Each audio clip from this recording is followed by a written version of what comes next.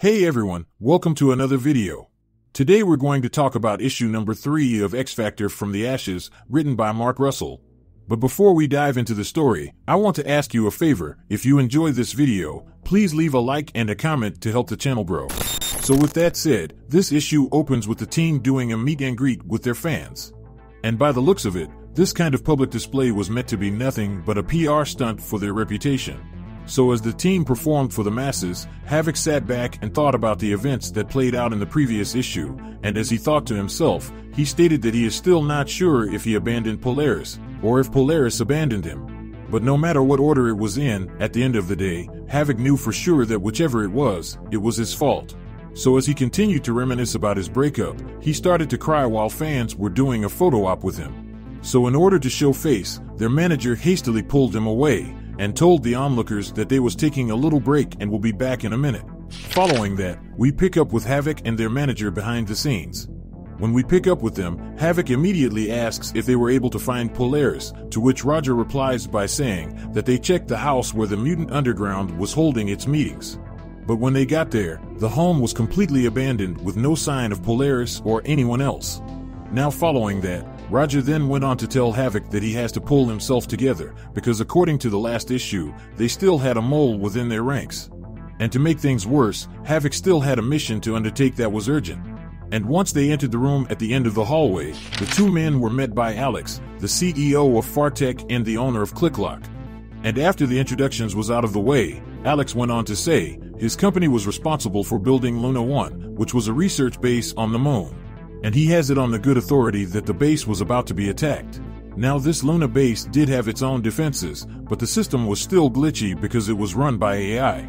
And as for who was behind orchestrating the attack, Alex's intel suggests that it is some state actor who wishes to remain anonymous, which means, in all likelihood, they'll be mercenaries or externs.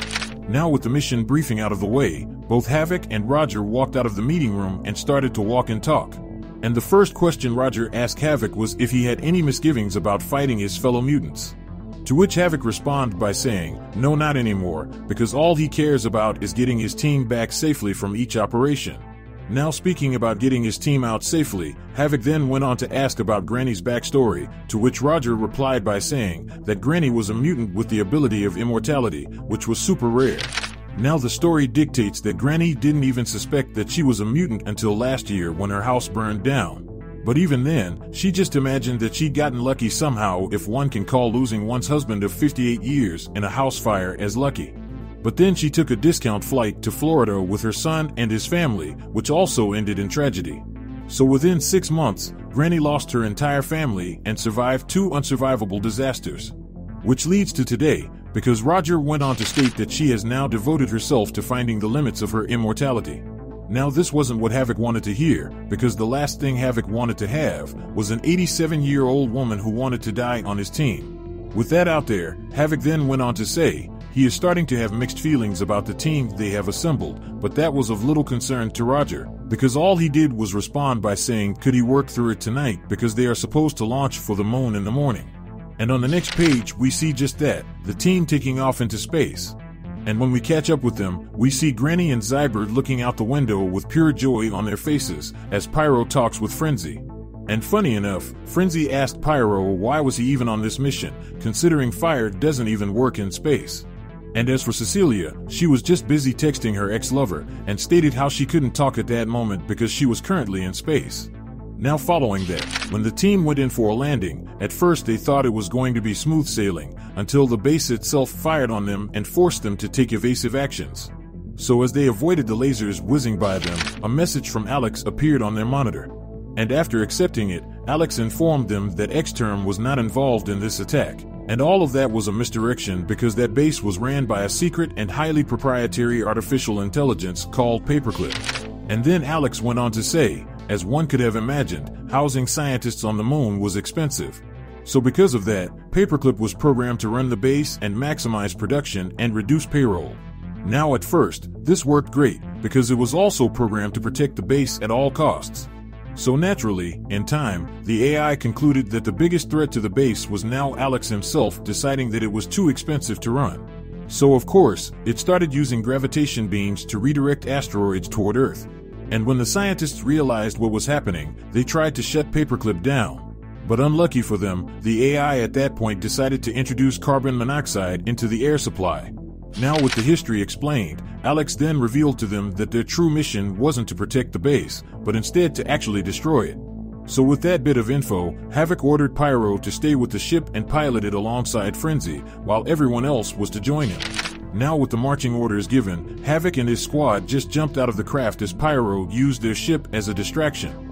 Once the landing team was on the surface of the moon, Havok informed Zyber that he needed an electromagnetic pulse to take out the base's electronics. But before he could do as he was told, a rock came flying out of nowhere and hit Zyber right in the chest and sent him flying back.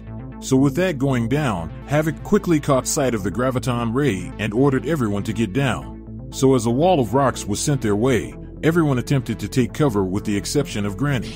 Now with wave upon wave of stones flying their way, Cecilia quickly grabbed Zyber and attempted to create a shield for the time being while Havok used his ability to attempt to destroy the weapon before them. But to Havok's horror, his attack did nothing at all, because the base was protecting itself with a polymer layer of inert gas.